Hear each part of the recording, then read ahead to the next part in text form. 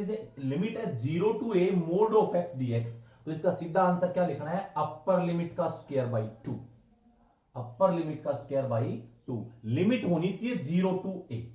समझ गए, only mode of x है। फॉर एग्जांपल जैसे मेरे पास ये इसका first question mode of x, तो सीधा इसका अपने को पता है रूल के अकॉर्डिंग हम चले, यहां से a इज इक्वल टू क्या है 5, तो सीधा क्या होगा 5 का square by 2, that is 25 by 2। तो बड़ा ही सिंपल है, अब आसानी से 2 से 3 सेकंड में अटेम्प्ट कर सकते हैं। उसके बाद नेक्स्ट रूल है जो 22 रूल है आपके पास। 22 रूल में है क्या, आप ढंग से देखिएगा कि लिमिट रहेगी a to b, lower limit a upper limit b, mod of x dx। अब बच्चों याद रखना है आपको, क्या रखना है, जब आपके पास पहली कंडीशन है a की value less than 0 means negative हो,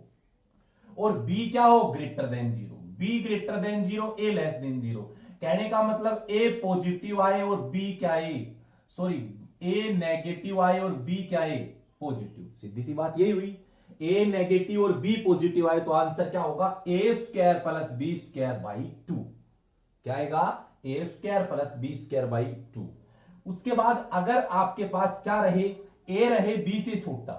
a की वैल्यू स्मॉलर देन b हो, और ये दोनों के दोनों नेगेटिव हो, दोनों के दोनों नंबर क्या हो लेस देन 0, तो दोनों के दोनों नेगेटिव हो, a भी नेगेटिव रहेगा और b भी नेगेटिव रहेगा, और दोनों जीरो से a की वैल्यू b से छोटी रहेगी, तो आंसर क्या आएगा a square minus b square by 2। इस प्रकार हम लिख सकते हैं। दूसरा क्या है, जब दोनों की वैल्यू जीरो से बड़ी हो, ये जीरो से छोटी हो तो यहां से a square minus b square करना, जब जीरो से बड़ी हो वैल्यू तो करना b square minus a square by 2। याद रहे a less than b, a रहेगा वो b से स्मॉलर रहेगा। तो देखो एक क्वेश्चन हमने लिखा है 2 to 4, तो आपके पास क्या है a 2 है और b क्या है 4, तो आपको पता है a लेस देन b